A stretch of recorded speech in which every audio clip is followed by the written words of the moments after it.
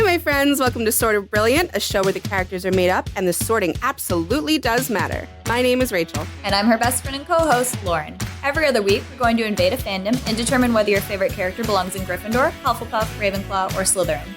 We're the Harry Potter podcast that talks way more about any other franchise. Here, we use the sorting structure from Harry Potter as a common language without supporting the author or her beliefs. As for the sorting itself, there's bound to be some arguments along the way. But in the end, we're always right. According to us. According to us. Hi, Barbie. Sublime. Sorry, I have a lot of pent-up energy. It's She went with the joke and nobody else. Sublime! Sublime! That is the greatest line in the entire Barbie movie. Hey, guys. Hi, Barbie. So, yeah, obviously we're doing Barbie today. What's up? Hey. Hello. Best movie that's dropped in many years. I gotta say, that was, growing up as a kid of the 90s, I am a big fan of anything campy and anything satirical. So, Wayne's World, Clueless, even fucking Ace Ventura, all of those movies are forever my favorite, will forever be my favorites. And when I walked out of the theater, one of the first things I said was like, if this was made in 1995, this would have been a staple on my list forever. Like, this would have been it's not something a staple I on your list recommended forever? to everyone forever, from childhood into now adulthood. I would have told everybody, like, you're dumb if you haven't seen it, like I do with Wayne's World. This is significantly better, objectively, as a film. So it's just one of those that was automatically added to my forever favorites list, and I'm not surprised it passed 1 billion. It deserves 2 billion. It's so fucking good. So good. It's still selling out like the primetime shows too. Yeah. Like I went and saw it again for this podcast yesterday, and I had to go to the 4:15 showing because the 6:45 showing was sold out. And I did wear pink again, and I saw everybody coming into the primetime showing, and a lot of people were wearing pink. Still, Yay. It's a month later. I know, it was so cute going like, hi, Barbie. There was some girl with, I think it was probably her boyfriend, and like groups of people, like girls in pink jumpsuits and guys. And then there was this one girl with her boyfriend, and they were just in like regular street clothes. And she was like, oh, I didn't know we were still doing the pink thing. I'm not wearing pink. I feel bad. And one of the girls in like the pink jumpsuit was like, no, Barbies come in all colors. And I was like, oh my God. Yeah, I don't have anything pink, so I didn't, but I still get to say hi Barbie to everybody and hi Ken, and everyone goes along with it. It's amazing. I've definitely given a couple of hi Barbies to people in pink on the street, like outside of Trader Joe's the other day. There was a mom and her daughter walking, and they were both wearing pink, and it didn't have to be Barbie related. People wear pink, but I was like, hi Barbies, and the little girl like lost it. She was laughing so hard, like they loved it, and they said hi Barbie back. Aww. And it's so nice. I went to a comic convention about a week after the Barbie film came out, and you would hear like random like, hi Barbie, and you'd see the people who were like dressed as Barbie like looking around like, was that for me? And like they'd immediately, when they see you, they'd go, hi Barbie, like they'd be so excited. You saw the picture. We met a Ken, which was great. Yep. He had a mink coat, so that man found it within a week or already had a mink coat. Which is true energy. True energy. He is Kenough. Dude, just a great movie. Really has like, I mean, it's funny because everybody like expected it to be this great, and everybody expected it to be kind of a cultural reset, and we all were like, we're gonna fucking sell it out, and we're gonna dress up and go, and it's like the Eras Tour, same type of vibe. And it's just still going. It's still going, and everyone's still saying hi Barbie, and everyone's still just so into it. The discourse is not ending. It's staying relevant. It's all over TikTok.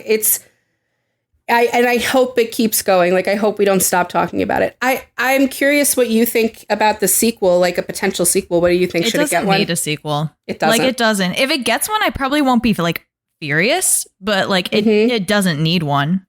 Yeah, no, it's over. Like, it ended in a great way. And like, what more do we need? I don't know. There were tons of jokes like before the movie came out. Jokes or like true observations. People being like, watch, when this makes a lot of money, like studios aren't gonna like understand or learn that there should be like more woman focused stories created by women for women.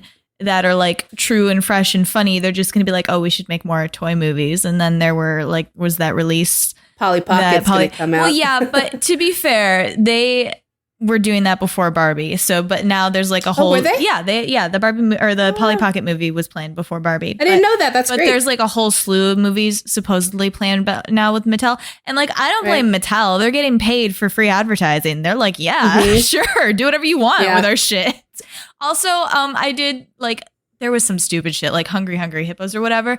But I could see like a PG-13 really campy like horror Magic 8-Ball movie being pretty good. So it would be so cool if they did. They've done it for Ouija many times. Like there was a Ouija franchise. Like it's there already. Like why not do it? I mean, people love things based on games, based on board games, whatever. Jumanji obviously was never based on a real game, but think about it. Like going back that far. It's a fun concept. Like you get stuck in a video game, in a board game. That's fucking cool. And like Nancy Drew, when we just covered it, we were talking about that episode where they're like trapped by the board game and they have to figure their way out of it. Like that's awesome. That's so fun. And even Clue. Clue is another movie from the 90s that's gives the same kind of feelings. The camp. Fucking amazing. Amazing movie. There's supposed to be I did that. Remember Ryan Reynolds was doing a remake of Clue? Well, what was announced like ages ago. I don't know. The same thing that always happens to movies that you get excited about. Yeah, true. I personally cannot believe that Disney released Haunted Mansion. Like this is completely unrelated. But why did Haunted Mansion come out in July? Ryan Reynolds' Clue remake is still happening in April 2022. Good. But now there's strikes. Oh, right. Yeah. But I just don't understand. It's doing so poorly. And it's like, you released a Halloween movie in July. And did you see was it Del Toro? I think they had a chance to have him direct and then they didn't. Whoa. Yeah. And they were like, no, we don't want a horror movie. And we're going to do. You know what? Somebody was You're not doing better. It would have been $1 million less in like CGI and whatever. Yeah. Also, people keep bashing the Disney Channel movie Haunted Mansion with Eddie Murphy, and I like that one. That's what I was about to say. You're not beating Eddie Murphy's Haunted Mansion. Like, I don't care. I enjoy that one, and it was creepy as a kid. Like, I was freaked out by it. Yeah. So, I was talking to one of my friends. She brought her kids to see Barbie. They're around my daughter's age, and like they were cool with it. But what's interesting is like, you could bring your kid to this. Like I was going to bring she's going to be 7. I was going to bring my 7-year-old. But when she found out like there was so much dialogue and like it wasn't a musical and they're not in Barbie Land the whole time, she kind of wasn't as into it, which is fine for me because I know everyone says this movie is for everybody. But for me, it really felt like a love letter to the I think the little girls who are going to see it are just like excited to see Barbie alive. Of course. You know, like they're like, yeah, it's like Disney World. You don't know what the princesses are saying to you, but Princess Aurora is standing in front of you. So it's like a big deal. Right. It's like a thing. So I was happy to see that some kids did like it. I do know that some kids like fell asleep through it and like, like whatever. It to me, it's more of like preteen and up. Right. Mm-hmm. So I don't feel super guilty about not having brought my daughter to it because it was something that I was like, I want to see it with my kid. It's like you said about Harry Potter, like you're not going to show it to her till she's old enough. Just don't show Barbie to her until you're like, are you going to get it? Yeah. Will you get it now? Exactly. So it's one that I'm really looking forward to sharing with her. It's a beautiful movie, like truly, and really, really funny. So it just didn't miss at all. And I was just so happy for all of us born in the 90s. Where like Barbie was everything. We all loved Barbie so much. And there's so much talk online about people being like, well, pushing back against the narrative that Barbie made us feel bad as kids.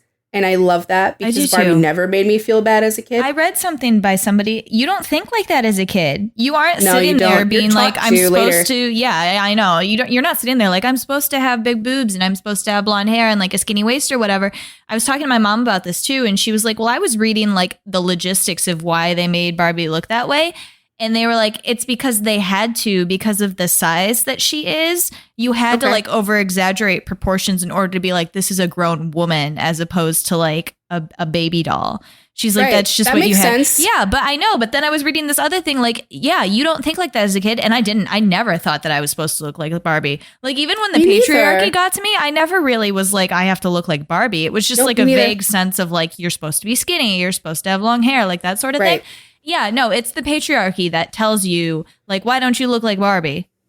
Like, kids All do Barbie not did get for that. me was like make me want to become something, like Well, yeah. astronaut No, Barbie. but Like it that's- made you, it that let you dream about those that things. opening sequence in the movie where it's kind of like almost a commercial where it's like Barbie is this and this and this, and it's like little girls, and it's like it's a tongue in cheek because it's like, and that transferred over to the real world, and like little girls can now be anything. But that part makes me cry. People are like, why were you crying at the beginning of the movie? I was No, like, bro, because it gets you. because that's how I felt about Barbie. Like Yeah, me Barbie and it like got to the point that Barbie wasn't even just like I had dolphin trainer Barbie. Like I wanted to be a dolphin trainer, and I had like scuba with a dolphin Barbie. I had teacher And, Barbie. yeah, right? Like she had there was a chalkboard. Like it Yes. influenced you And in you really get- positive ways. And it's like, and you like changing their clothes, and like they're different things Yes. depending on what their clothes are. And then you got to the point where like Mattel was like, okay, let's do like licensing deals. And I had Hercules Barbie and like a Ken and like Megara Yes, a Barbie Meg and a Hercules. Yes. and I had the Pegasus, and it's like I could be Megara, you know, and like Yep. and people were talking about too, like on TikTok.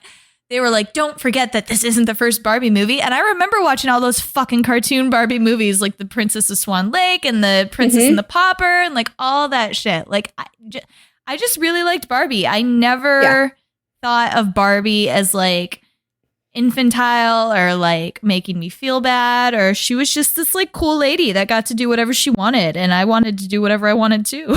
So Yeah, and I love the intro of the girls beating the fuck out of the baby dolls and being like, fuck this, because I was very bored by baby dolls. I remember, for those of you 90s kids out there, we all had American Girl dolls, and then they came out with the Bitty Baby line.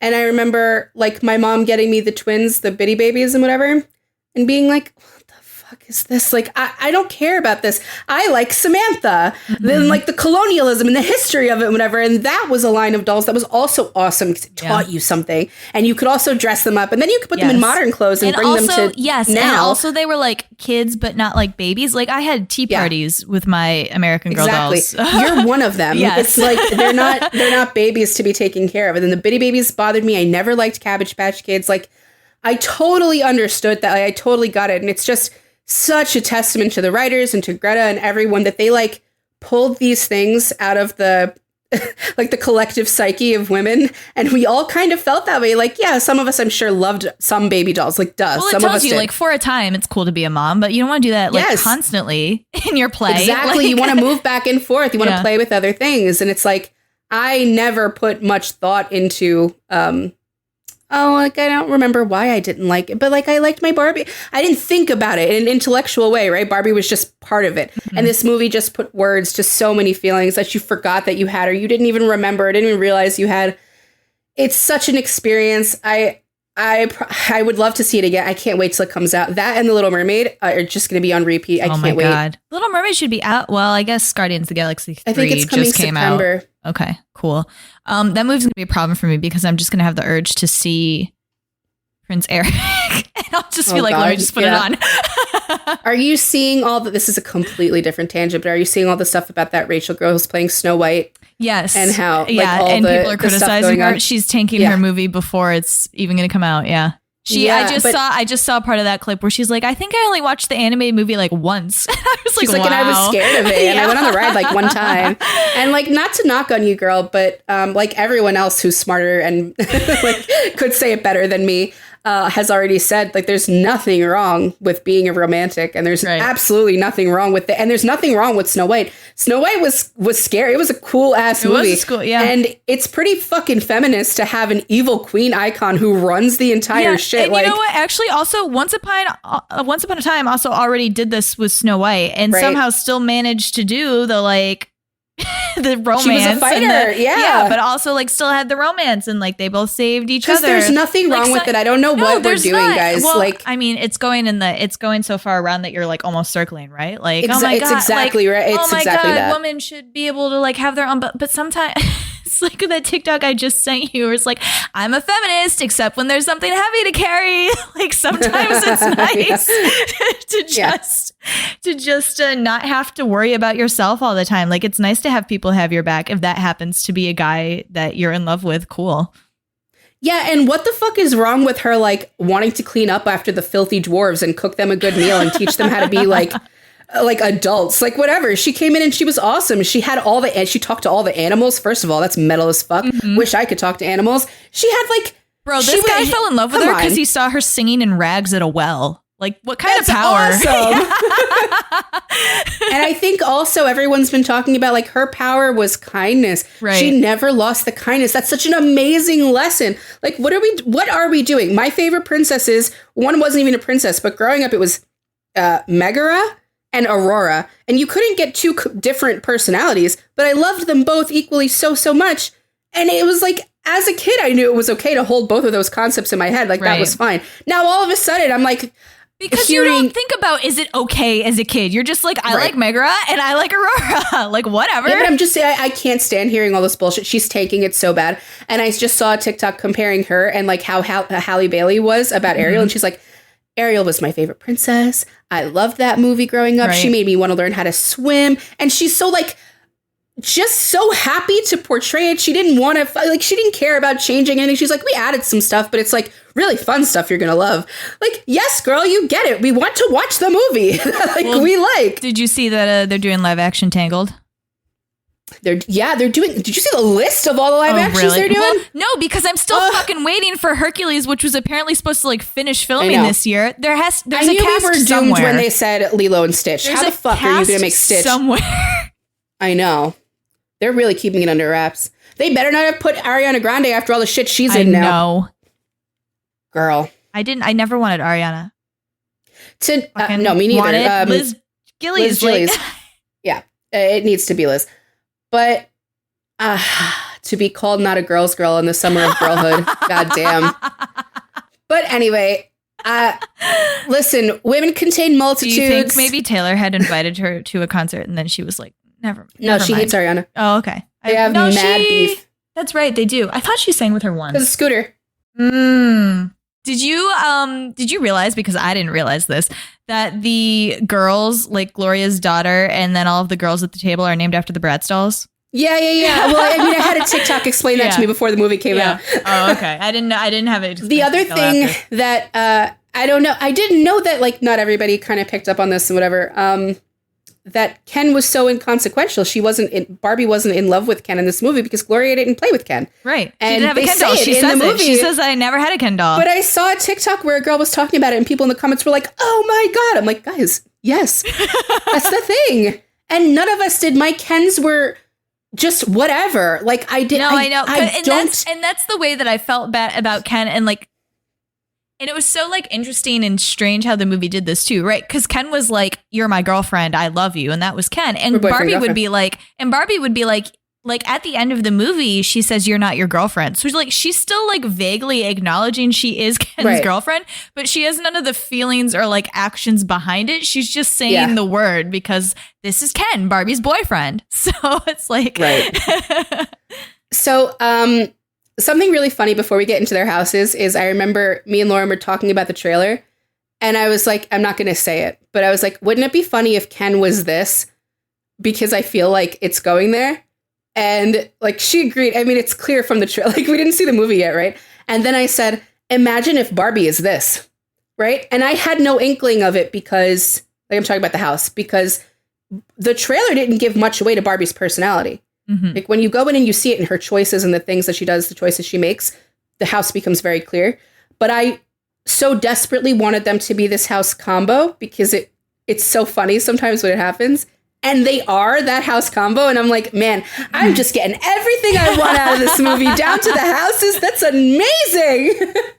And then I went in and watched it and like the whole time I'm just like, yeah, you're that. Like Ken screams it specifically. I know.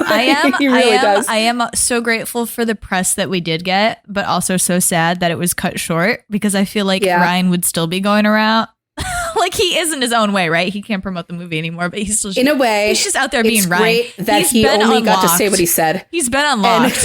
He's never going back in the box. He is so fucking also, funny Rachel from the picture. Like he sent Greta of the Ken doll. Rachel and I are also like seeing like old clips of him now and being like, how has he been hiding from us? Like he's just been so funny. He's been hiding behind these serious roles in this like La La Land that I have no reason to watch the behind the scenes. I just don't care. So it's like, yeah. La La Land is a depressing movie. I know, that's why I've never seen it. I don't want to say that Ryan Gosling plays a certain house over and over because I don't want to but he does. Give it away if we ever do any of those movies. I don't really think we will. What would we do? Probably not. I'm thinking like The Notebook and La La Land. But let's get into Ken. Crazy Stupid Love. You want to do Ken first on Barbie's movie? I like to save the best for last. Are we doing I've Ken? said it before. Are we doing Ken, Gloria, and Barbie? Is that who we're doing? I was only going to do Ken and Barbie. Isn't that crazy? I didn't even think about it. Why wouldn't you do Gloria? I don't know. I'm fascinated by Ken and Barbie. I really just want to talk about them. But well, then let's start with Gloria. Okay. Are you calling Gloria the least best? Is the name of the movie Gloria? No, but you just were like, let's do Ken. And then I was like, oh, we're doing Gloria too. And you pushed Ken back for Gloria. Yeah. If I have to tell you who my favorites are, it goes in that order. Yes. Barbie's my favorite, then Ken, then Gloria. And it's not like Gloria's not a great character. She's great, but I fucking love Barbie and I'm not going to apologize for it. And Gloria would agree with me. I think. Do you have Gloria sorted? Since you were caught off guard by this? You doing it in the moment on the fly? I guess not really. Let's talk about it and we'll see. Okay. I'm pretty sure that I know. To. It's an emotion house. I think.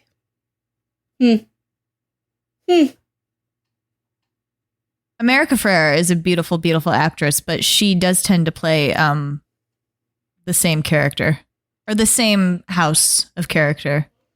Like I've never sorted in my mind any of her characters. You haven't thought of like Sisterhood of the Traveling Pants or well, yes, we have. We did Superstore. We did Superstore. Yeah. She does very often play like yeah, she does. Yeah, I'm thinking back to Sisterhood. I'm thinking back to Sisterhood now. Yeah, and the fucking Disney and Channel movie. I also watched Ugly Betty and the Si Se Puede movie. It's very similar. Yeah, Ugly Betty is also an emotion. Yeah, okay, she's definitely an emotion house. I think she's probably that house. I just think she's very genuine. The house that she plays every time. Oh, we're talking about real life sorting. We're not allowed. No, I know, but I'm just telling you. I'm just telling you. Yeah. So for some actors and actresses, it's so interesting that they like Jack Black. We've done this. Jack Black and on it. Well, I'm not going to say Pedro Pascal because he's got different houses. He does other things. Yeah. But there are some actors that can't turn off their own house. I think she might be one of them. Yeah. I never thought about it. That's so interesting. You told me once that you were like, I think Ravenclaws and Slytherins are the best at playing other houses, especially outside their halves, like Logic House to play Emotion House. Because you guys study people. Right. And then you said Hufflepuff and Gryffindors have the hardest time. And you said that you think Gryffindors might have a harder time most of the time because they're so holy Gryffindor that it's like impossible for them to not be genuinely Gryffindor. No, it's really difficult. I think it's not to say like you're not a good actor if you can't, but it is interesting how they will insert their own take on the character, their own take on the words on the script, somehow becomes Gryffindor. Like through the delivery of the lines, through the mannerisms, even facial expressions, it becomes that. Jack Black does it every time. Every single down to the fucking animated panda. Every time. And I've never thought about America Ferrera's catalog tried to sort it. We've kind of gotten into this because like Jensen has played various emotional houses, but we've never seen him play Logic House. And he is an emotion house. And then I've seen Misha in every role but what he is. So, I mean, look, guys, we don't talk about it out loud on the pod, like when we sort real actors and real humans, but you know that we do that. all the time. And I'm not going to say it what Ryan is or what Ryan Gosling does or whatever, but he's one that, to me, I'm not going to say definitively for everyone out there, he's a logic house in real life, but he constantly plays emotion houses. And then in interviews, the real Ryan emerges. And it's so funny because he's nothing like what he's portraying. He's just a very, very good at letting someone else take the vessel. Yeah. And Gryffindors are probably the worst at that. It's really fucking hard. It's really hard. I was in drama every year of high school, and I was so bad at doing any lines for any character. Like it was so hard for me because I was like, I don't want to say it like that. I want to say it like this. And it's like, that's not the character. I would say it. It's the right way to say it. Exactly. And I think Hufflepuffs can do it, especially if they're good actors. Like anybody could be a good actor. But I think Hufflepuffs have a hard time. Well, yes. Yeah, I think that's where that comes in. But I think when they have the hard time, it's when they're like, but this isn't my role. Like, I can't imagine myself in this place. So yeah. They're probably the ones who go most to the director and they're like, I have an issue with this script. I think it should be changed to this. While like being really respectful about it, though. Like I can imagine Jensen Ackles being that way. So yeah, but for Gloria, yeah, I guess I could very easily fit her into Gryffindor, like very easily. She's a Gryffindor. I couldn't put her there, anywhere like, else. Doodling depression Barbie, full body cellulite Barbie, relatable, like irrepressible thoughts of death Barbie. I mean, I think it's one of my greatest fears, too, speaking from the same house, what happens with her and her daughter, for that happening with me and my daughter, because when you're watching when she's little with her, it's like so perfect and so easy. And then these other feelings come into play and the kid starts to grow up. And obviously we all go through these like teenage hormonal issues. And then also like it's like the world is crumbling around these kids, these teenagers, and like everything starts to feel shitty. And they have to deal with so much, and there's so much on their shoulders and in their heads, and they don't stay your baby. They can't stay your little baby. So watching that, like, oh, it was like a hand around my heart, just fucking squeezing. I was like, this is the worst thing I can imagine, is just waking up one day and me as a preteen, and she just wants nothing to do with me. And I can't be anything but myself. And you see this with Gloria. She can't be anything but herself. She's doing her best. She's doing what she's always done. And somehow there's a disconnect between them. And you can see how it wrecks her. And I think for any Gryffindor mother specifically, I think that's probably why Lorelai Gilmore gets so much shit from us for being like shitty at parenting sometimes, because she doesn't drop the hammer as a mom enough. And I think it's probably because she was scared of that too. I would imagine if any of you guys out there have Gryffindor moms, give them a fucking hug, because it's a fear. It's definitely a fear. And I hated watching her go through it, because you could see, man, she just was like, what the fuck am I supposed to do? I'm not doing anything different than I've always done with you. Like, when did you change? When did this happen? But she's going through her own thing. And I think that her kid sees it before she sees it. Like, yes, she's doodling depression cellulite Barbie, but she's not acknowledging that she's having any of these problems. She's sitting with them on her own. They're in her own head, and she's not letting them out. And I think her daughter would have probably connected to her better if she did let them out. Well, I don't. What she said, I took the Barbies back because I thought like playing with them would make me feel better. Like I would feel like kind of things like, and she's like, they didn't. They just made me sadder. But she kept doing it anyway. And I think it's very Gryffindor too, that she's very upfront. Like she's not like bitching and moaning and like being manipulative about it. But she at one point is like, you know, like, oh, Sasha, I have like a shitty job and a daughter who hates me. Like, what am I supposed to do? She's just very like, this is my life. She's blunt about it. Like, to her daughter. But like, yeah. And you know what? Maybe her kid needed to hear that. Like, maybe you got to be a little real with them sometimes. But it was also down to like, it's also very Gryffindor, her reaction to Barbie in general. Like, I think any of the houses probably could get excited about a real life Barbie, right? But for Gryffindor, it's like, holy shit, that is the coolest thing. Like, I immediately believe that. Like, I want that to be real. So I'm going to fucking follow that, get in my car. I'm going to take it. We're going to go on this random police chase and, or like Mattel chase. I guess it's not a police chase. It's a Mattel chase. Like, she immediately gets Barbie and brings it, like immediately believes it. And that's not something you always see with Gryffindors. When it's something like Emma Swan or other Gryffindors, like I've seen with supernatural shows or whatever, that can be really hard for us. Or like pulled into the something supernatural world. Like Barbie is so delightful, and it's something she has such a personal connection to that she's immediately like, yes. Well, I was gonna say too, like she's not like she's trying to get childhood back, right? Like, so she's running towards that. Emma's childhood sucked. So this kid shows up and is like, you're a fairy tale princess. And she's like, nah, that shit sucks. Like, we're not doing that. Yeah, that's true. But she's great. Like, she immediately takes to Barbie. She immediately, like, it's not even a question. They're like, yes, I would like to go on the jet and on the astronaut, like, fucking rocket. Yes, I would like to go to Barbie Land immediately. Yes. And her daughter's like, what the fuck are you doing? Like, her daughter's obviously not a Gryffindor. And she's like, what? We got to think about this. And she's like, no thoughts. Only Barbie. She just goes. And I was like, yes, embrace it. Yes.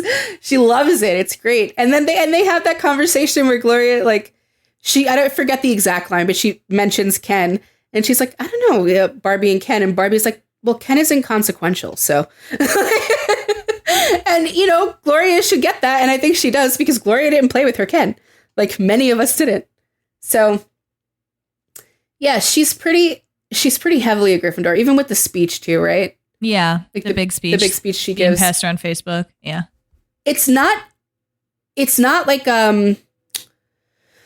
do I say it? It's not this, like, deeply intellectual speech. It's not. No. It's nothing that, she's like, laying out the paradoxes, which Gryffindors are so good at thinking on. Exactly. She's doing what she just did when you mentioned what she says to her daughter very bluntly. She's like, this is the reality of what we go through. Mm-hmm. And I don't need to make it poetic and flowery. This is what we deal with on a daily fucking basis. And it's not fair. And I'm sick of it. Are you sick of it? Yeah, it sucks. She delivered it like a Gryffindor, definitely. It's fun coming to this, having these realizations in real time, not going in already having a preconceived notion of a character. I didn't think about her house at all. So it's like all flooding to me now. And I'm like, oh yeah, yes.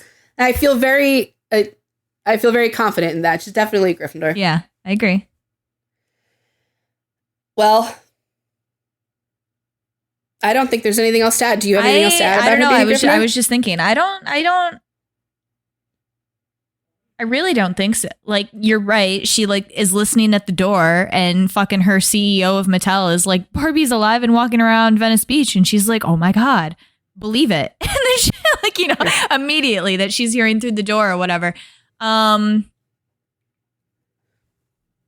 No, I really can't think of any, like, the whole thing with her husband was like a gag, right? But that also like lent to the Gryffindor-ness of it or whatever. And I guess just the fact too, the only other thing I can really think of, like the big thing, is that when Barbie went into like, I'm done mode and was like, I'm not going to try anything. Like, I just give up on life or whatever. And she's like, okay, we're leaving. She did get like that Gryffindor, like, fine, you don't fucking want my, like, I'm just going to get out of here. Like, I don't care what happens. Like, I'm going to try not to think about it. And then, you know, her daughter's like, we got to go back. And then she's immediately like, you're right, we're going to save Barbie Land. So yeah, I also can't take it when someone is so fucking like, I can't move you. Like, you're just not listening. You're just, and Barbie literally shut down. Mm-hmm. She went into complete like an really actual literal Barbie mode where she like became an actual doll and just went stiff and wouldn't fucking move. And while I can empathize, I also need you to get your fucking ass up. Like, we need to, we need to do something. And you're not doing anything, and that's going to frustrate me. Like, if I'm putting myself in her headspace, it's very easy for me as a Gryffindor. I would have immediately been like, I'm really sick of this. Mm-hmm. Like, this is not, get up, girl. And, you know, her daughter's a little bit like that, too. She's like, come on. And she's not doing it. And they both like think back and reflect on it. And they're like, fuck. All right. Yeah, you're right. Let's go back. Alan, kick their asses. And then we're going to go back. Sorry, Alan. Today you're not being freed. Oh man, the Alan discourse is so fun. He was so good. I didn't expect Michael Cera to provide me with so much Michael serotonin to pull that role off. I did. No, I did. I just didn't think I'd love it that much. You know, it was so funny.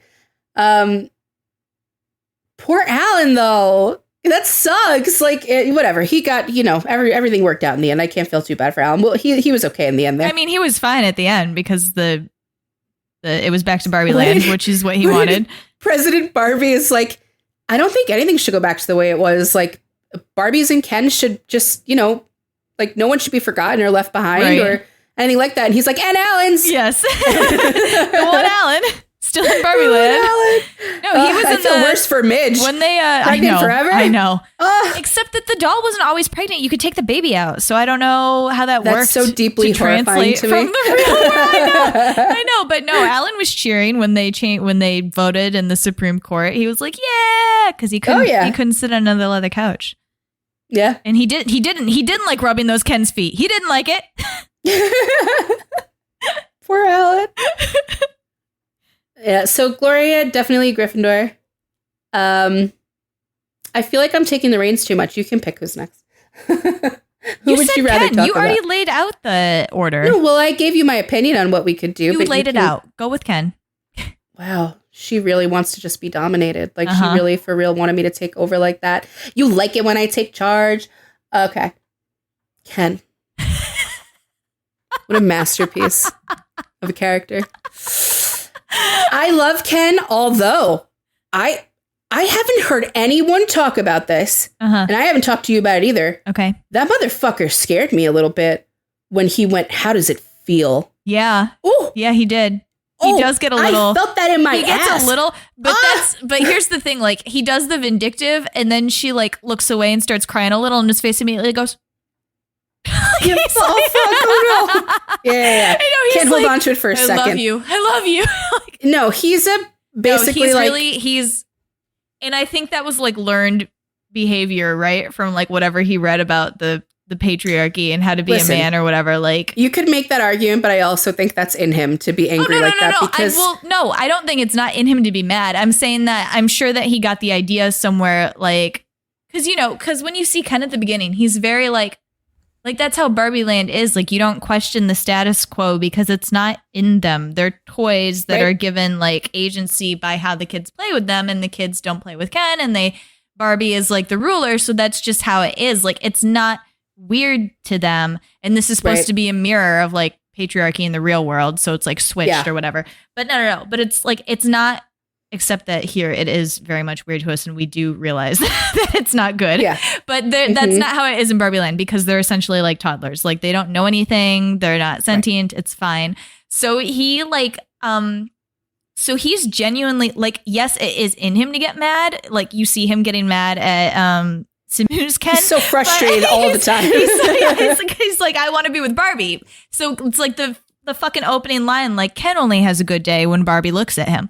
So like, that's his whole thing. He's like, I just want to be noticed by Barbie. But I don't think that the idea, I think it's there in him when Barbie's like, when they have that conversation where he's like, well, I want to stay over tonight. And she's like, you can't, it's girls' night. And she's like, well, can we spend well, I don't want you here.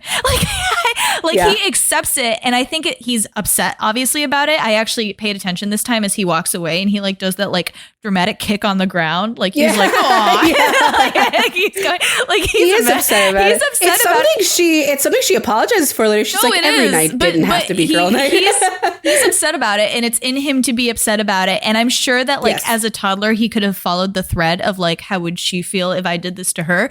But I don't think that thought was given form and action until he like saw patriarchy and was like, yes. Well, he lost interest once he realized it wasn't all about the horses anyway. Listen, he's a very wears everything on his sleeve kind of character. There's no there's not a lot of deep thought going on behind his actions. He's the song. That's what's going on back there. That's exactly right. That's it's just a musical in his head, like fucking Kristoff. We've run into these characters before, but whatever he's feeling is right there on his face. It's right there in his body language, and it comes out of his mouth. He can't help it. He's not trying to hide it, and he doesn't want to. Like, no, he doesn't. No, he doesn't. He had we should say he's a Gryffindor. Yes. We were talking a little bit yesterday about like favorite Ken lines, and Lauren said the one where him and Barbie are arguing, and he's like, I'm not gonna get in trouble in the library. Like, my favorite moments are when he like gets like little like leave me alone, like they're it's very Nick Miller when she's it is when she's at the bus stop and she's like, we just gotta stand here, like I have to figure out who my kid is, so I have to sit here and think about it. It's like, oh, I hate when you think, it's so boring, I'm so bored. He's like, where should I go? Should I go this way? And she's like, yeah, that's fine, walk that way. He's like, okay, and he's like walking that way, and he's like looking back at her to see if she's watching him, and then she's like, not too far, and he's like, I know. Like, he was oh, but I didn't do anything. I didn't do anything. It's so funny. And then, so he is, we're talking about a Gryffindor guy. At the beginning, he is really happy to just let the object of his affections shine and make all the decisions. And even when he's like a little hurt or sad or angry or petty, whatever, the most he does is like he gives a little kick to the ground, whatever. Because at the end of the day, he really is only happy when she's happy. And he doesn't examine that until he comes into the real world. We have to pull in some of like Ryan Gosling. It's like, he's like, you have to carry around 2 pairs of shades, and the first pair is to hide your tears, and the second pair has to be mirrored so Barbie can do her makeup. I gotta tell you, one of the most Gryffindor lines in the movie is when Gloria and Barbie get there, and she's like, what did you do to my dream house? This is my Barbie dream house. And he's like, no, it's the Mojo Dojo Casa house. And Gloria's daughter is like, you don't have to say like dojo and casa. And he's like, and they're like, or house. It feels good to say it, and doesn't like, it? Say it. And they're like, Mojo Dojo. And they love it. And they get it immediately. That's so Gryffindor. Like, yeah, I know it's the wrong way to say something. It's fun. Why don't you live a little and learn about horses and come into my Mojo Dojo Casa house and watch The Godfather? Like, it's fucking great. It's fucking great. They really went off with that men serenading you with the guitar thing. Ooh, boy. Playing the guitar at you? Yeah. Oh my God. It was so triggering. It's so bad. I know so many women have gone through this, but like the song choice is so funny. That I never experienced a Matchbox 20 song being sung at me. But for me, it was like, Hey There, Delilah. And I think I got Wonderwall. Oh, it's horrible. Absolutely horrible. But it's also such a Gryffindor thing that he was doing all of that because he really wanted her attention. He really wanted to impress her. He wanted her to be his long distance, low commitment, no terms girlfriend. So he's just so happy when she's pretending to be like enamored with him playing the guitar. And then she knows how to like make him jealous with the Simu Ken. Yeah. And he's so angry. He's such a jealous little shit. He really like naturally he's so jealous. Yeah. I don't know what has that's the whole thing. Like he's this whole thing with, I don't know what to call Simu's Ken. It's just Simu's Ken. Like it transcends Barbie, right? Because he's like, I have a double bet going with Ken. He's like, and if I don't do the bet, Ken won't think I'm cool. And Barbie's like, who cares what Ken thinks? Like, he's not cool. And Ken's like, I care what Ken thinks. Like, it's even so Gryffindor, like when they take him into the ambulance and he's just like, my job is just beach. And I'm good at it. And they're like, you do so such a great job. And he's immediately like, thank you. Thank you so much. I know. That's all Gryffindor needs. You have a Gryffindor in your life and you want to make them feel better. When he's standing on the actual beach and they're like, so you want to be a lifeguard? He's like, no, I'm not qualified to save people. And he's like, in fact, and the lifeguard's like, so you want to work right here? He's like, yeah, but in fact, I'm not even qualified to save people right here. I'm just here for beach. And then when he's honest about it. And he's not dumb, like he immediately goes to the real world and sees that things are, in quotes here, guys, very heavy quotes, better for men there. So he's like going around like, okay, I want to be a part of this cool world where men can be whatever they want to be. He goes to the guy in the office building is like, I would like a job, please. And he's like, all right, well, do you have an MBA? And he's like, no, I'm a man. Isn't that enough? And the guy is like, well, nowadays it isn't. And he's like, you're not doing patriarchy correctly. He's like, if I got my hands on patriarchy, I'd do a great job. He says, he's like, I have to go somewhere and start fresh. Like he has that idea himself and then goes back to, he's like, I must bring this back to the Kens. They'll be so pleased. And then he like putting the plan directly into action and then executing it like in it. He executed it well. He took over. It's not malicious. He's really just like, I want the Kens to have the same opportunity as, again, it's supposed to be like a mirror. So he's like, Barbies can do anything in Barbie Land. I want Kens to be able to do anything in Ken Land. The unfortunate downfall is that he learned patriarchy and not equality. So that meant that also the Barbies had to be like severely downtrodden in order for the Kens to do whatever they want. They just reversed it instead of making Kens also equal.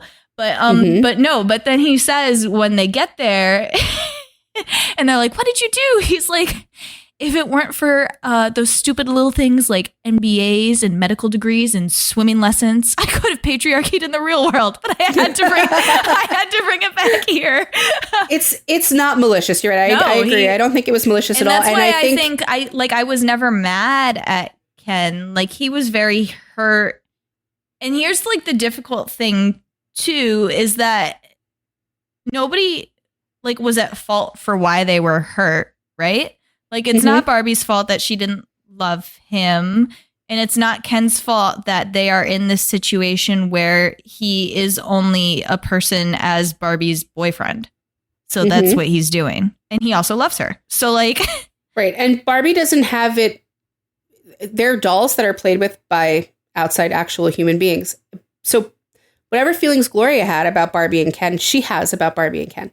And so she literally physically can't really love him and also doesn't think enough to empathize with him or to think about how he must have felt because it wasn't part of Gloria's game. It just wasn't part of it. So it's not malicious on her end either.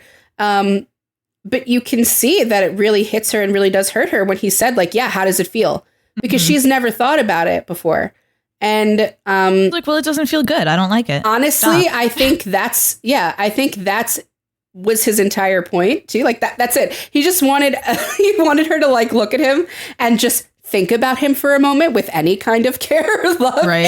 And like true actual, like an actual feeling. He wanted to elicit an actual emotion from her because he never had before. It's just like placating him or like giving him a head pat or whatever. And he was like, give me something real. And she's like, well, that's not how the cookie crumbles here, bud. I just can't, and I don't. So he felt like that was his only way through. Yeah, and she can't help it. It's really not her fault. And I mean, listen, they resolve it really well in the movie. They're great about it. They're just like, well, the Kens shouldn't be completely ignored and sidelined, and the women shouldn't have to dim their light. I know. I've seen people mad that like Barbie apologizes to Ken and Ken doesn't apologize to Barbie and like that sort of thing. And I'm like, I didn't really think about that. I was like, I didn't really, because I've also seen people like upset, like everybody's talking about Ken and it's Barbie's movie. Like, I'm sorry. Like I again, it's like we were talking about in Buffy where I was like, most people assume that you love the main character. So it's not like a lot of like, you're always talking about how much you love them. You're like, I got to talk about the side characters because everybody knows that I love Buffy. Sure. Like, yeah. I feel like it's almost the same thing with like, I fucking loved Barbie, but Ken was such a surprise out of nowhere. Like, yeah, but it also is that thing of like, the main character is the obvious hero. It's like you're saying, like they're very clearly, obviously loved, but side characters get so much extra put into them because they don't have the weight of being the main hero on their shoulders of the franchise, of the film, whatever. So they get to have like the funny throwaway lines. They get to be silly and goofy. And those are characters that the audience is going to gravitate towards because they're fun and funny. Like you go into it, you want to laugh, you want to have a good time. And Barbie's very funny, but Ken is also very funny. And it's also because Ryan Gosling goes on this fucking press tour and he gives you Kenergy and he's a Knuff and like he's so funny about it. Like, what are you gonna do? Not like him? It's a funny character, whatever. It's still Barbie's movie at the end of the day. It's all about her. It's like, it's also how I feel about Buffy. Like, I didn't care that you liked Spike more than Buffy or that like there are people that enjoy other characters more than Buffy. I know everyone at the end of the day still respects and loves Buffy. She's the main. That's it. Just respect my girl. As long as we're not disrespecting Barbie in our love of Ken, I think it's fine. So, and I don't know, he's not emotionally, is he like emotionally well enough to apologize? He's like a toddler, truly. And also Gryffindors have a very hard time saying sorry too. So that's pretty in character. Like, you know, he like gave her I guess I was like, well, the punishment is that they're like oppressed again. So like, you know, like it changes a little where the Barbies are like, we shouldn't be treating Kens badly, but the Kens are still only given as much power as women actually have in the real world, right? Like they can have a place to sleep now. But but it's I don't know. I don't feel like it's like, do you sit there and wait for your kid to look at you and apologize for every single little wrong thing they do? Like, no, they're kids, they fuck up. And that's like the vibe I got from Ken the whole movie. So I didn't even think about an apology. I was like, well, he learned his lesson. She wins. I don't know. She win in the end. So, but yeah, he's an emotionally stunted Gryffindor. What are we going to do? He couldn't really grow past what Gloria put in him. Was like super Gryffindor too, where he was alternate like crying and trying to kiss her, and then he wanted to jump off the top of the house. Yup, very much so. He's just weeping in the bed. And then he like inexplicably like passed on the mink to his Ken friend, and Barbie was in the background like, oh, that was nice. I don't know why you did that, but that was very dramatic. He will get to live out the rest of his days in dramatic bliss, which is all he's ever wanted. He just wants to beach off the other guys and do beach and be Barbie's friend. I think he'll be completely content moving forward just being Barbie's friend because he's been seen and acknowledged. Well, now his Barbie isn't around, so I don't know if he'll get another Barbie. That's true. Yeah. No, since I guess classical generic Barbie's gone. So he'll just have fun with the other Barbies and Kens. I'm sure he'll be fine. Literally all he wanted was to be acknowledged. That's it. I don't know. Maybe he'll get another Barbie. I don't know. He's very honest about the patriarchy and how he's like, I really just thought it was about horses. Yeah. And then I just got kind of mad and it like spiraled. He's like, I really kind of lost interest once I realized it wasn't about horses. Like he's not this malicious dude. Like he was just trying to figure it out. He wanted a bed to sleep in, and he wanted Barbie to look at him. Like, you know, like that's it. Yeah, he's not some big hyper villain. You know, like what are we gonna do? And they really like none of the Kens are like.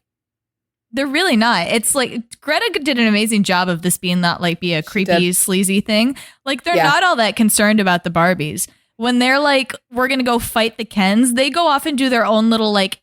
You know, like kids do where you go out, like they're playing imagination, and then suddenly it goes off on this weird ass tangent. That's exactly what the Kens like. They like were like, what?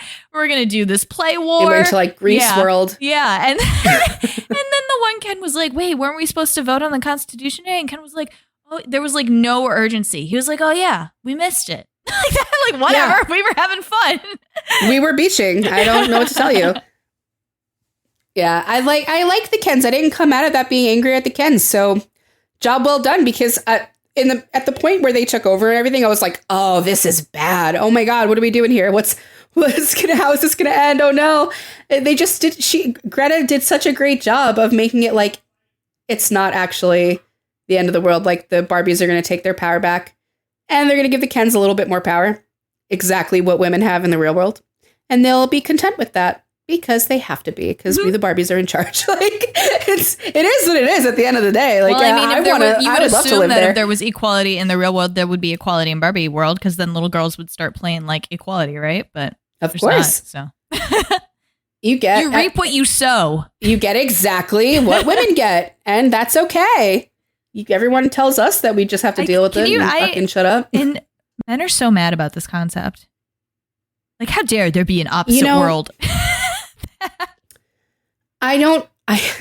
It's gotten to the point where it's like, I've only seen the, like really annoying conservative men talk about it. Mm-hmm. And interestingly enough, I've seen a lot of, like far right, like really conservative women on TikTok be like, I don't get what the big deal was. I don't think this is some giant, like woke fest, like other people are saying. It's weird that they think that. Like, do you just not get girls or women? Like, is that the problem? Is that the problem? Probably. That your head is so far up your fucking ass?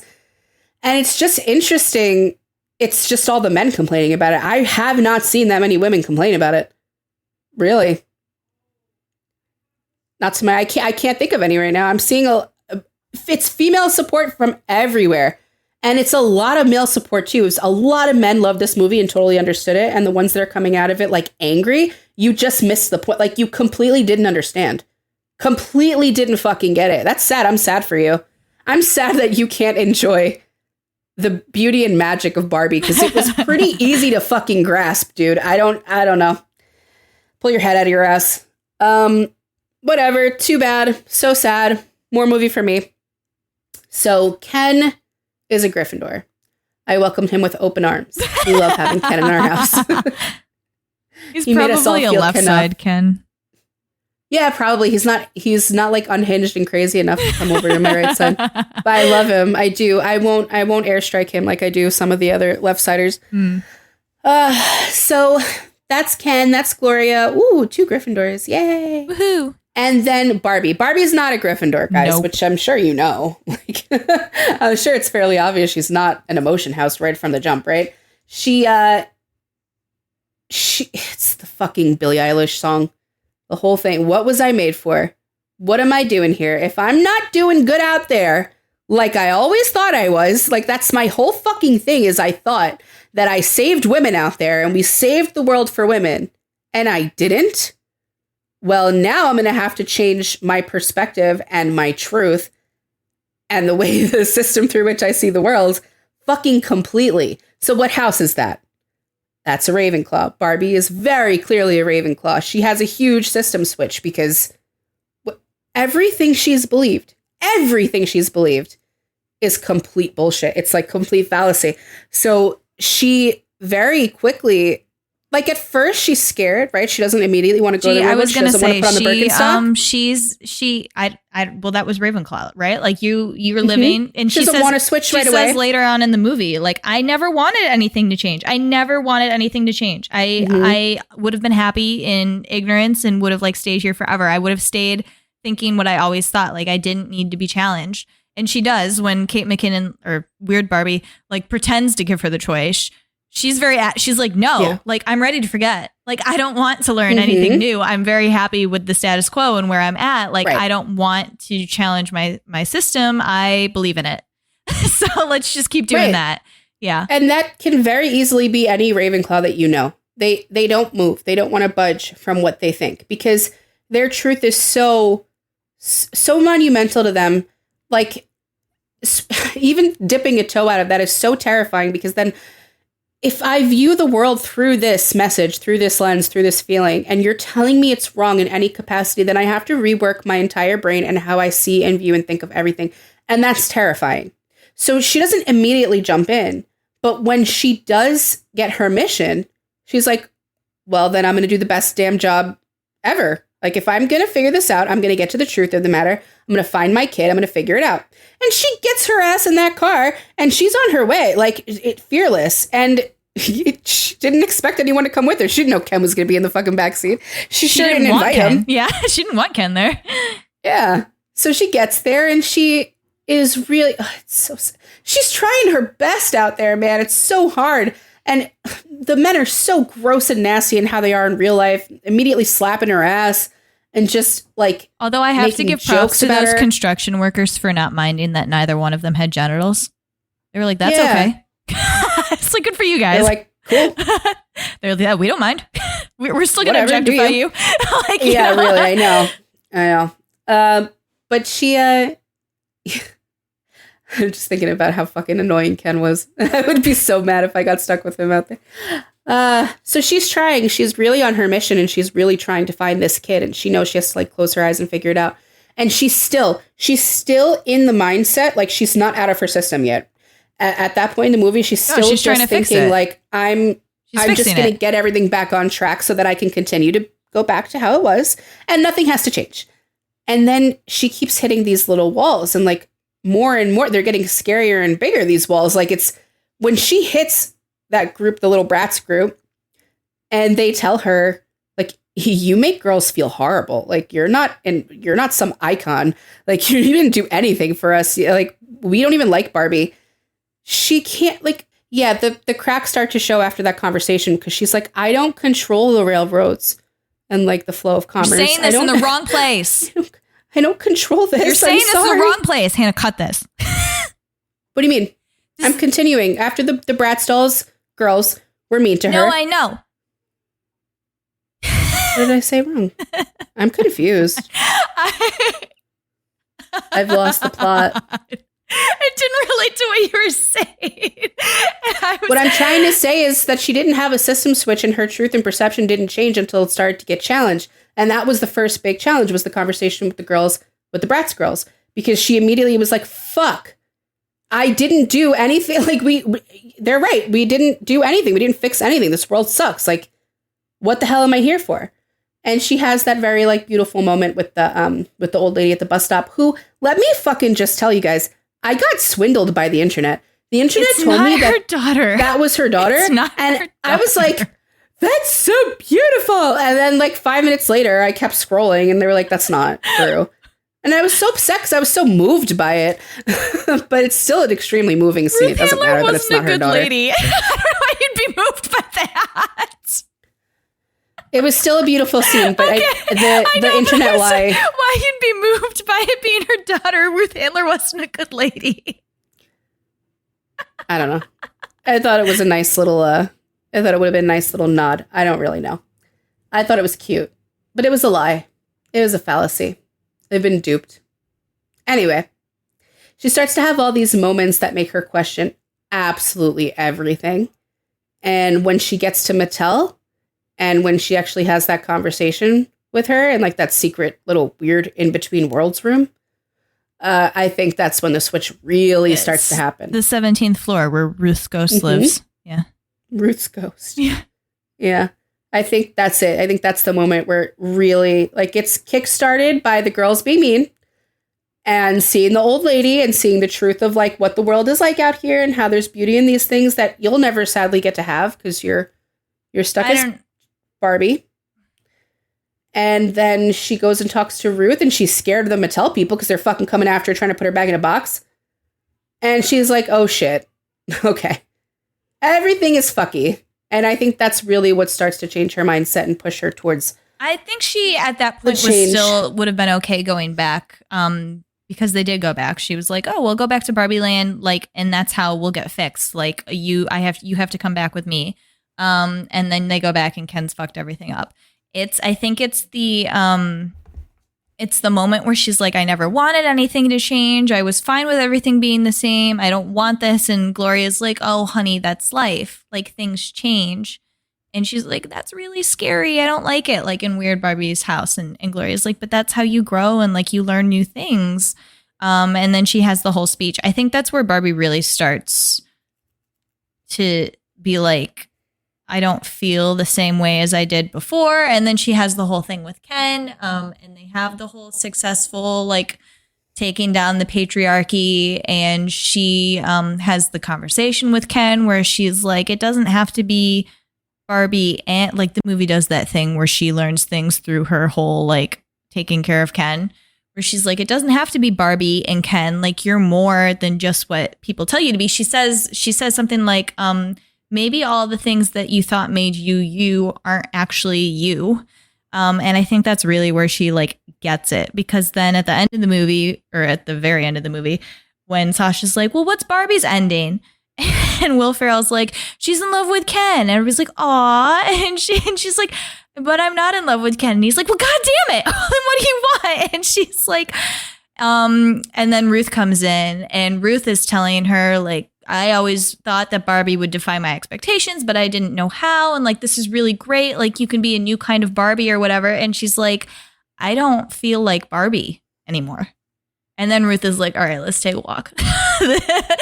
Yeah. So that conversation is the actual move. It's the actual shift. What I was saying was that you're starting to see the cracks, and it's the beginning of a system change all the way from when she's in the real world. So because it's the first time that she's actually getting challenged, and it's the first time that she has to actually see the results or lack of results of what she thought she was making a difference out here. It's not really happening. Like, she knew it, right? Like, something was wrong with my kid. Something's wrong with my kid out there. But once she starts seeing the cracks, once she starts seeing the something beautiful about this old lady. Huh, okay, that's interesting. When she talks to Ruth for the first time, Margot Robbie's face, her face acting is phenomenal because you can actually see the gears in Barbie's head turning.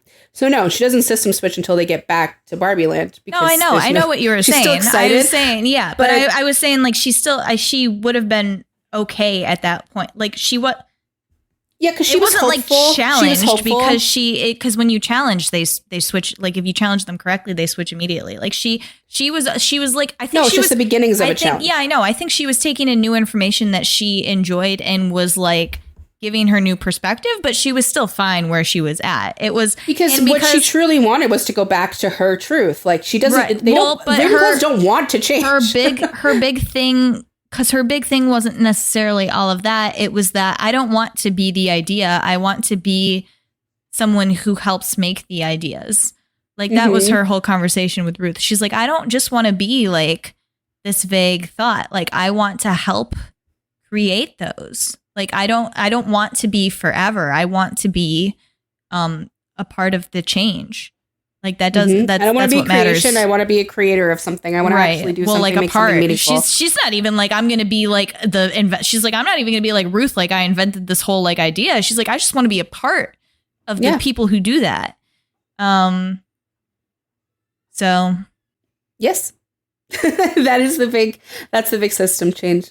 She just you can even see like how difficult it would be to move a Ravenclaw. She actually just falls on the ground and like doesn't want to move. That's such a great metaphorical image of what it's like to have to try to move a Ravenclaw from their stance on something because they really don't want to. And she's a very like emotionally vulnerable Ravenclaw and very sweet and like open and raw person, I guess I can call her. Before she actually becomes a person. Why not? I could still call Barbie's people even though they're dolls. She's a person. She's not human. What else is a person that's not human? You can be personified. Yeah, but a person? A person is a thing with a conscience. Like I don't know. I would call like the enchanted things in Beauty and the Beast people. Like Lumiere is a person. But he was a person before he turned into the consciousness of a person. The consciousness. Yes. My dog has a consciousness. Not of a person. Not of a person. You don't know what he thinks. Don't talk like you know my dog. I'm gonna move forward with calling her a person because it just is too ridiculous not to at this point. But she's a very like it was a cool take on a Ravenclaw because she was so emotionally vulnerable and open and but she still didn't want to move. Like she really did not want to be different. Like she was just so devastated. Like everything was crumbling around her. Like her fucking dream house, dude. Everything was going wrong. I don't even blame her. Like I would have laid down in the sand for a minute too. Fuck it. Like give me a second. Give me a second. Like just leave me here to die for a second, please. So it was nice seeing such an emotional, like a vulnerable Ravenclaw. I like that. I like that side of them. That side of their house. She's very sweet. But it was cool because the entire movie, the whole movie, if you look at it through the houses, it's a Ravenclaw's journey through a system change. The whole thing. Like we were just literally lining out the whole plot of the movie, and Lauren like took it all the way to the big Ruth conversation at the end. That's it. It's the journey of a Ravenclaw. It's the hero's journey. It's a Ravenclaw's journey. The whole thing. You get the random.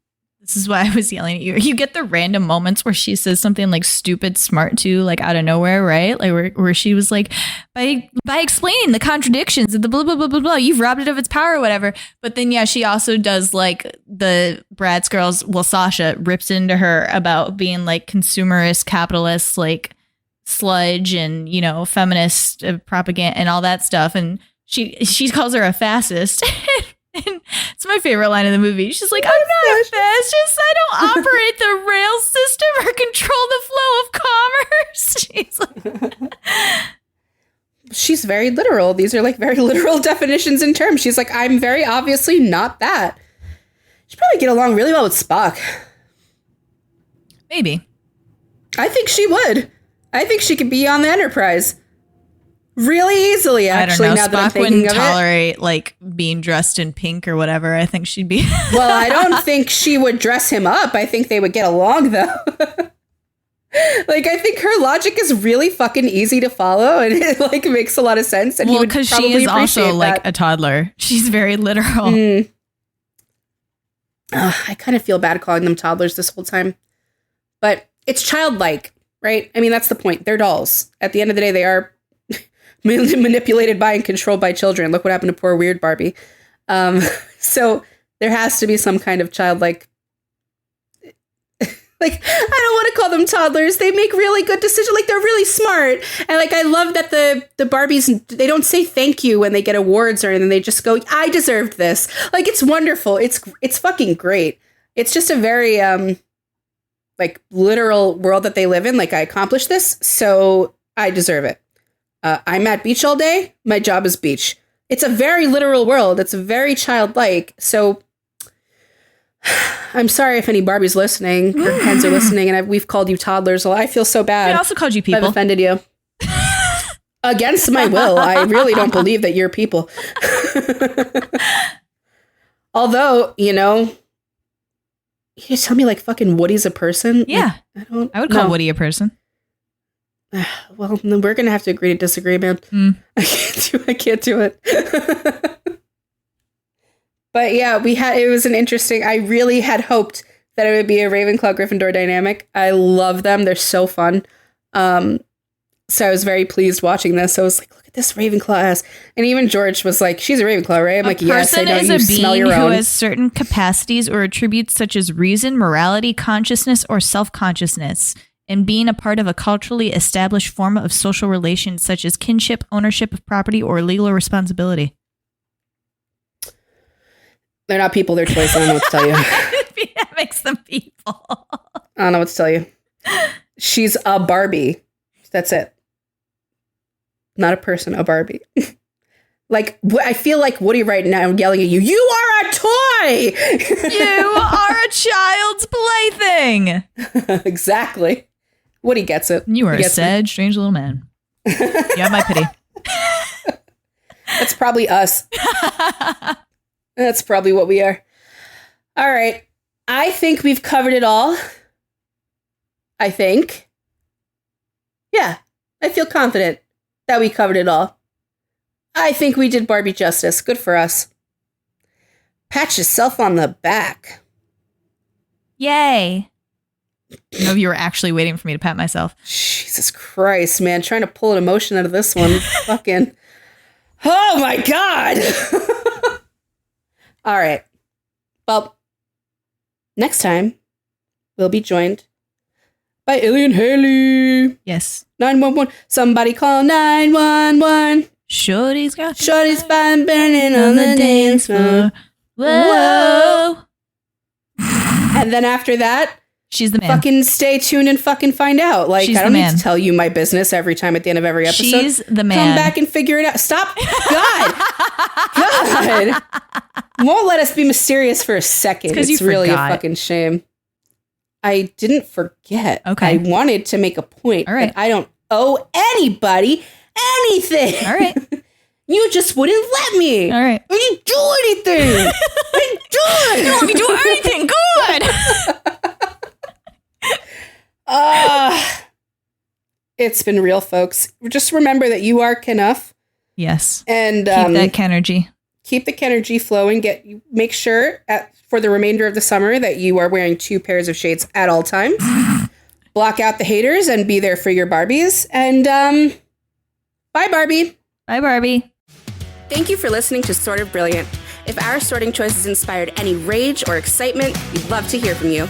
We're open to feedback, suggestions for characters to sort, and solid counter-arguments with citations. Never forget your citations. You can find us hanging out on Twitter and Instagram at SOB_pod or shoot us an email at sortofbrilliant@gmail.com. And since we're not above begging, please rate and subscribe to Sort of Brilliant on Apple Podcasts, Spotify, and wherever else you listen to podcasts. Please share our posts on social media. And if you're a Gryffindor, maybe you'll inspire sorting fights among your own friend group. The theme music is Hot Shot by Scott Holmes. Can't wait to sort with you again next time. Bye!